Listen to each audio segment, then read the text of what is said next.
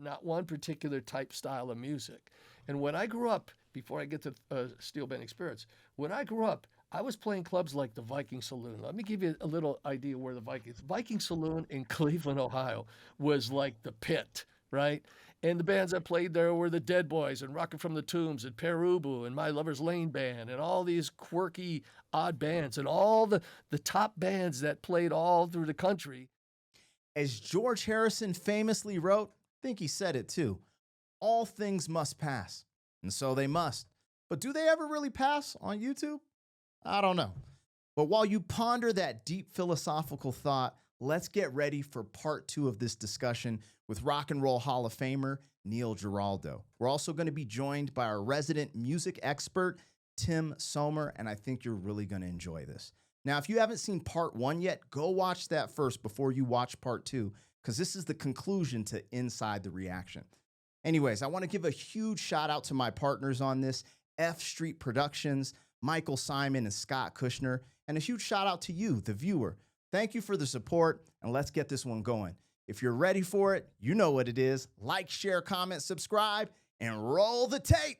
One of the worst things is, as a writer and a musician, schedules, right? Schedules are bad. So if you're in this capsule and you're opening this conduit and you're thanking the songwriting gods to embrace you and bring you into their world, and then all of a sudden somebody calls you and says, you got a sound check in 30 minutes, you're gone. Once you take you out of reality out of that place and into reality, you're gone. And that's what would happen to us, So we were just fortunate that we were able to hit it on that. Yeah, it's really cool you brought that up because, for the average person who hasn't toured, they might not understand that. I've toured, and I totally understand that because tour life is a schedule. Like you said, it's sound check, it's check into the hotel, it's get some food. It's like a bubble if you pop it, and sometimes having to clock in on tour because you're missing your loved ones. It's the same thing over and over. The excitement doesn't last every tour. 35 cities, you're like, bruh. So absolutely. It's like you're clocking in, and if that bubble pops, then it's like, damn, I have to kind of, wait for it to show up because everyone writes and gets inspiration differently. But I'm glad you highlighted that because I think some people who haven't experienced touring or something might not understand how that works. Well, you mentioned something too, which I thought was great, is eating. Because here's the deal with food in the studio. You go in, you start a track, and I'm going to the studio now. Could apply for live too, whatever. You go in the studio, first couple takes. Oh boy, you feel good. You don't have it right. Maybe there was a headphone mix that was weird. You kind of but you had the feel right. Then, subsequently, take after take after take, you're not getting anywhere. But what happens is you're speeding up. I think the tempo's wrong. Let's go up and you just keep going faster and faster and faster, and you're getting further and further away until you take a food break. You take a food break, you eat. All of a sudden, the blood sugar, everything gets where it's supposed to go. You go in then after that break, you're a good chance you're going to get that take right then, and it'll be at the tempo you chose to begin with. So that's important.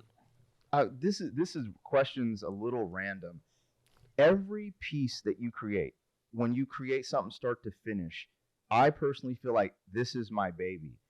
As I've gotten later in my career, sometimes I hear something and I'm like, even though it's my baby, I know this just isn't it. Where do you go in that process? Are you like, no, I just wait till it is it? Are there stuff you're just like, nah, it just wasn't it? Does a lot of stuff go to the wayside? Does it not? How does that work for you? I was just curious. Yeah. Okay. A couple concepts to that. One is if it's in the world of recording, I would choose to do the same song, if you have 5 songs, do them every day, those 5 songs until you do get that, right? And the other thing to consider too is a snapshot. And, you go in, you write a song, you record it. That's a snapshot. It may not be what you absolutely intended, but it is a snapshot from that period of time you're in. And that's maybe good enough, right? Okay. I mean, I don't know. There's many times I listen back to anything I've ever done and go, I would have probably done that. I could have done that a little bit, Nice. maybe that, man, I wasn't crazy about that, but it's a moment, and when you do it, you really know it, and it's important. It's meant to be. I mentioned briefly before that there was more to what you do than just sloganeering, than just saying the right things. It seems your whole career with Pat, you've also been involved in doing the right things. And one of the things that I know that you're involved with that seems to have become more important than ever is arts education. Well, thank you. But you know what? Anytime, like we just got honored for this Why Hunger award. And the very first thing when they told us we were going to get it, the first thing I said to myself is, we haven't done enough. You never feel like you do enough. No matter what you do, we have multiple organizations that we're involved in for hunger, for children, for abuse, for all kinds of, for arts and for getting music programs going and students and all these things. But you never feel like you do enough. I always feel like I need to do more. I should do more, right? But yeah, we have these great organizations where the homeless and feeding children and adults, and it's just great to be part of it. I mean, you wish you could not only do more. Our job, a lot of it is getting the messaging out, and hopefully through music it can come involved and get involved in what the message is about, because it's really about people. You're not making music for yourself. I mean, you are, but you're not inside this bubble that you never want people to have it. You want to help people. You want to write songs, whether they're heart-wrenching or heartbreaking or something super positive. You're trying to get inside people's lives, in their souls, and try to make things better. So, the blues is always best when you're the saddest. It works the best, right? So, just trying to do as much as we can, right? Mm-hmm. There's a very, very hip young band from New York City called Sunflower Bean. Not Beam, but Bean. Bean. Okay. Getting very, very big in the UK. One of these young indie bands that you hear a lot about. I'll tell you something very interesting about them. They idolize you and Pat. And despite the fact that they have a reputation as a very, very hip indie rock band, despite the fact that their lead singer is a Ford model, when they found out that I was talking to Neil, they were like, "Oh my God, will you please tell him how much these young kids in Brooklyn, love what he does." Nice. And they asked if we could play a little bit of their new single, which is getting to be a hit in the UK, by the way. And I think you'll see the link between what these kids in Brooklyn and New York City are doing in the 2020s and what you guys have been doing for the last 40 years. So if you don't mind, Sure. Pegasus, do you? No, absolutely.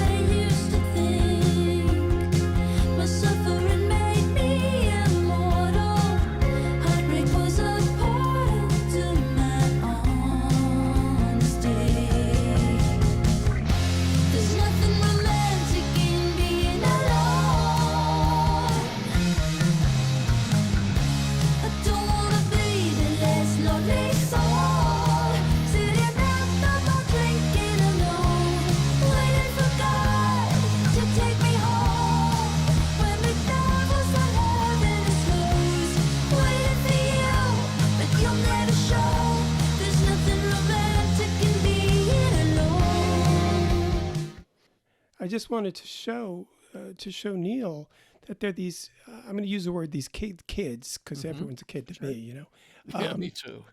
Fortunately.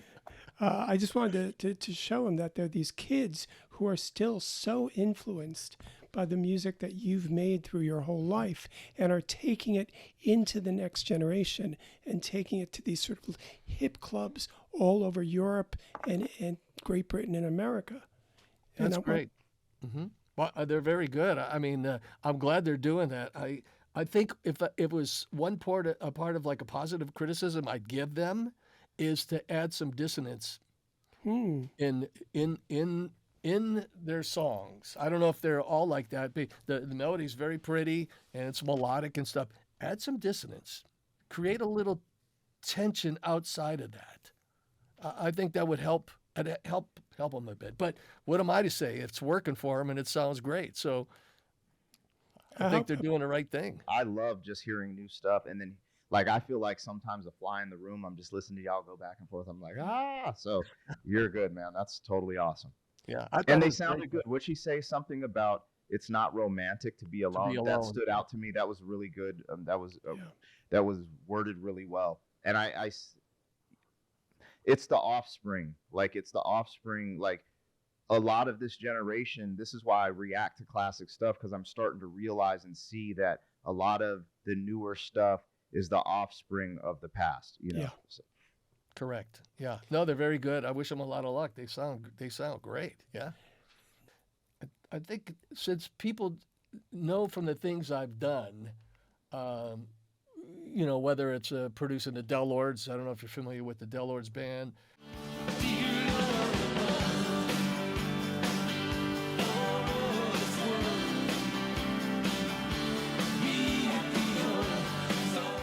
Uh, or Beth Hart, or California dream.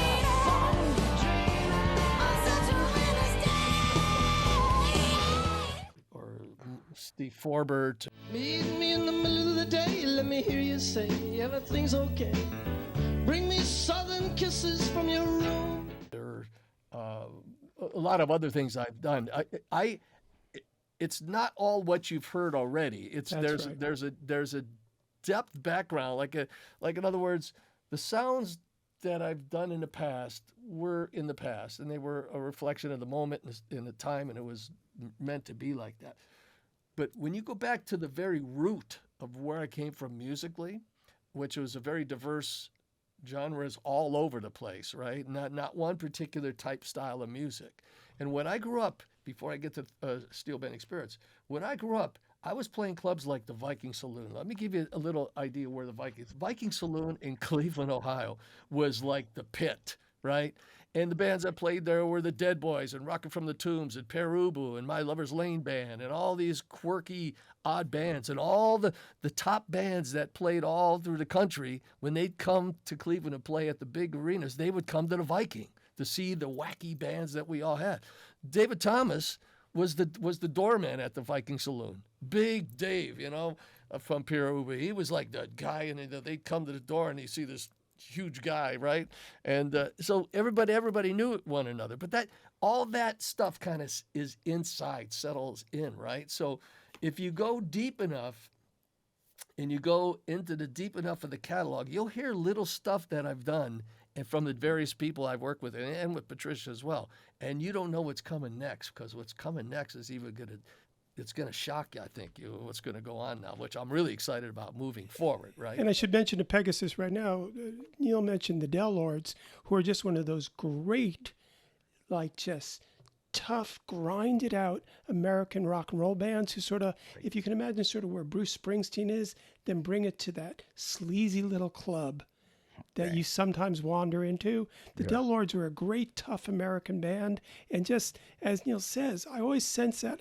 I sense that about your work. You can hear it in those arpeggios that you were just, those sinister little arpeggios we were just talking about, which have a little bit of the Byrds in them, have a little bit of Paul Revere and the Raiders in them, have a little bit of Joel Walsh and James Gang in them too. Sure, it's all there. And it's good to know that it's moving on and on into the future. Totally.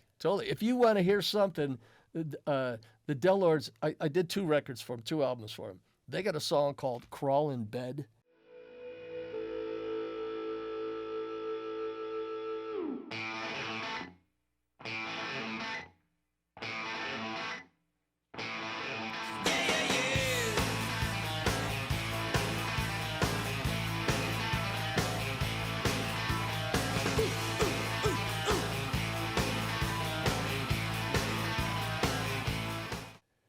I wish you had the beginning of that and you could play 25 seconds of that. And this was in 1986, I think we did, 87, something like that.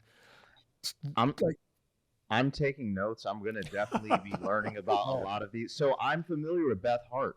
She Yep. is freaking amazing. Yeah. Yeah. I was going to go try to see her in Denver, but I think the schedule was conflicted. But you know, there's a few that I'm familiar with, but like there's a lot that's not, and I'm definitely going to get familiar on the channel. And this is just a great conversation to have because I just keep learning so much, and yeah, I'm just open to it. I try to be a sponge. Well, you're doing a great job of it, Robert. I'm telling you, you got your ears and you're following the direction, the right way to go. You have to. You have to be open. You got to listen and be that sponge, or else you can't ever go forward. You know, you'll be stuck in a set like in the backwards. You know, and you can't be there. So Absolutely. so Steel Bending Spirits, a spirits company. So 9 years ago, I was writing a screenplay, but I write screenplays too when I can't write songs, and then I go back to writing songs, but I could try to write songs again or whatever. It's always something that's happening. So I wanted to have this. I wanted to do a documentary, hybrid documentary, and I wanted to include Per Ubu and David Thomas and Gene O'Connor, Cheetah Chrome, you know, Dead Boys guys, and all my friends and all the people I knew back in Cleveland and their bands and stuff, and interview them. And on either side of this documentary would be a real film, a real story, like here in here, boom, boom, okay. But inside, did you ever see that film? Was it Cigarettes and Coffee? Coffee and Cigarettes? You're Bill Murray. Bill Groundhog Day ghost busting ass Murray. You were Courtney Love, right? No, but she might have been in there, but it's black and white. Okay. It's got little vignettes where Jack White's in there and various people are in there. But anyway, sort of dark. These interviews would be dark, you know. That's the middle, and then a story on either side of it. Okay, so in the process of trying to get that together, somebody saw me post something and they said, "Do you need help in that?" And I says, "Well, sure. What do you think?" And he goes, "Maybe we can get a spirits company to do some angel investing, some seed money. You could do a trailer, and so you can get the film done independently." I said, "That sounds like a great idea, but why don't we start our own company then? I mean, why would we get somebody else? Let's just start our own company." And that was 9 years ago. So the company started. I never finished the screenplay, believe it or not, but I will. I will. But the fundamental basis for the company is to expose musicians and all the great talent that I knew growing up in Cleveland, Ohio, and give Cleveland that due as being a supremely intelligent, very active music family. And I wanted to expose that. And at the same time, I wanted to have this great family of musicians to come in. So I found a tremendous distiller whiskey maker named Ari Zussman, who we hit like in 2 seconds. We knew we were the right fit for each other. And I built this team, this spirits team. And it started slow, and it's really picking up a lot of speed, and it's doing fantastic. We just did a relaunch showing the pioneers in music, people that maybe you know, maybe you don't know. Cordell Jackson.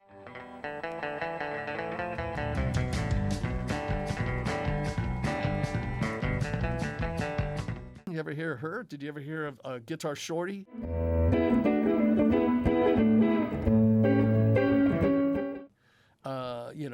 People like that, we have their images on the bottles. Wow. And if you want to check out Cordell Jackson,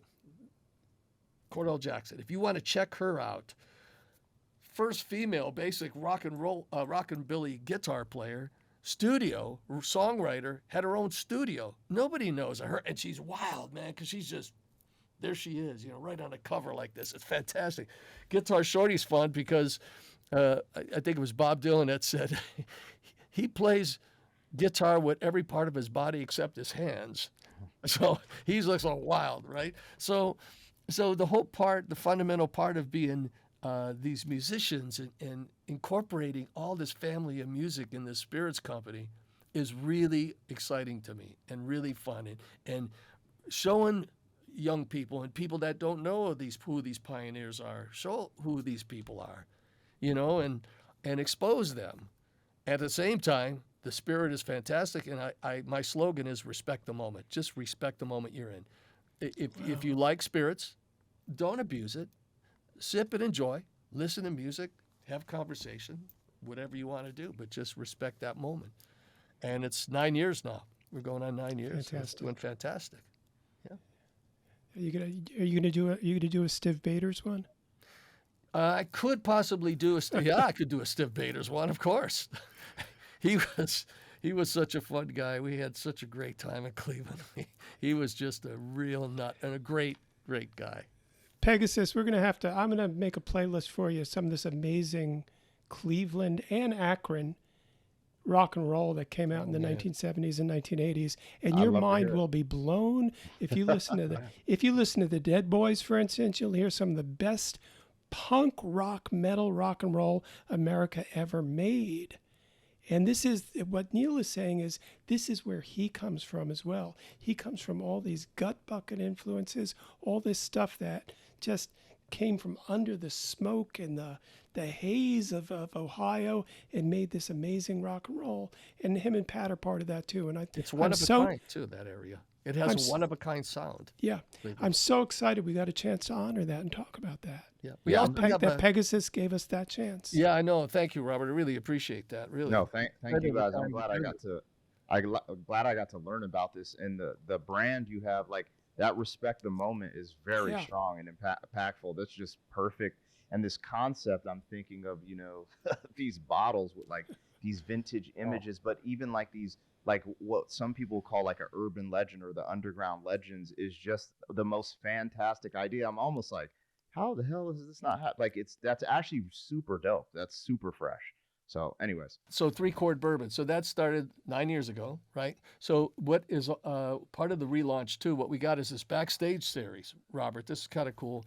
I don't know if you're aware of this, but we have the Allman Brothers, Hailstorm, all these bands. They don't have to be extremely successful, but if they have something to say and they're important, and we have, I think, about 11 different acts, which is super cool, and more people are coming to us that want to be part of this backstage series, and this is working out really well for us. And it's a way to connect too. We had these visions of doing, we still have them. It's 3-chord bourbon stages. So this was happening like in the 50s and the 60s. They have these stages, and all these different bands would come in. I'd love to have something like that happen. I think that would be super cool. That's awesome. I totally love the concept too. Like it's super on point. So that's fresh. That's great to hear. And my I don't really drink like that, but my father-in-law is a bourbon guy, so I'm gonna have to go ahead and give him a little something. Yeah. I'll support. Let's get it. There you go.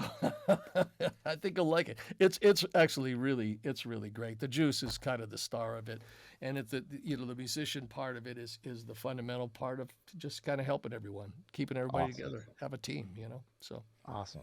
I think that's a very important point, because these days in the streaming era, where there's not quite the same income streams there used to be for bands, that there are other ways that they can be supported, that there are other ways that I knew a band, an indie rock band, who were kept alive for years because another alcohol brand that I won't mention bought them a tour bus and said, you ride around the country with our name on the side of it, you can keep this tour bus. And in this era where all of the music economy is so different than it used to be, the fact that you're out there trying to help bands and not to mention make people aware of great historic music via your brand is fantastic. Yeah, thank you. It's real, and I love it. I love I love family. I got children, grandchildren, wife. I got cousins, uncles, aunts, everybody. I love, and a musical family is fantastic. And I tell everyone, not that the Allman Brothers need any help or anybody else, is I say, if you have a question, get a hold of me, talk to me. I'll if I can help you in any way, I'd be happy to do it. So. Absolutely, I love it. 3-chord bourbon, y'all. Don't sleep. I totally loved this conversation, enjoyed it. I appreciate you guys so much for taking your time and even jumping on the platform with me. We're probably going to ride off into the sunset. Are there any final words? Neil, did you want it to drop on us? No, just thank you for spending the time. I enjoyed talking to you guys. It's great hearing an expert, Tim, And Robert, your enthusiasm is fantastic. I Thank mean, you are super open, man. That's going to Sure get you is. everywhere you need to Yeah. go because that's important, man. I Had a great appreciate time. you. Tim, we're about to ride off into the sunset. Anything you want to say? No, it's just, to learn so much from Neil and to have someone who's such a beautiful open book like you are, Pegasus, Oh, thank who you. just wants to sponge up this stuff is fantastic. Yeah, it's great. Is What an Robert's honor to be part of this. Yeah, he's great. I mean, it's great to hear. How old are you, by the way? I'm 45. Okay. Well, you're not real young, but you had a great Yeah. age. 45 is great, but That's- My that's- midlife crisis. that's the key, man, is doing what you're doing, man. Just be open, or else stuff will never come to you. Absolutely. Don't close. Well, I'll take that to heart. And again, just thank you guys so much. Appreciate you being here, and I'm really excited to re-watch this. I have some notes, but obviously I couldn't write them down, so I got to go back, watch the footage, and send me these lists of people that I need to check out because I would love to hear them. Yeah, I will. I'll send them to. Who should I send them to? I'll give them to Ed. Could Ed get them to everybody? I'm sure he can. He can. Okay, I'll give them to Ed so you can check. I think he'll dig some of this. Some of the Delaware stuff is great.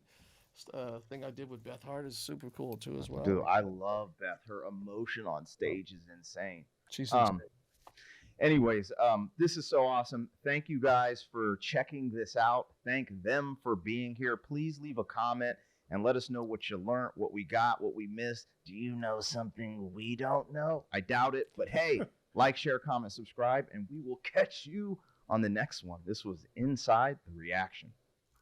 excellent. Neil and Tim, from the bottom of my heart, thank you. This was an absolute honor and pleasure, and I appreciate you guys so much. Also, for all of you guys along for the ride and the journey, the best is yet to come. I promise you, we're going to bring you a lot more cool guests and really fresh people on Inside the Reaction.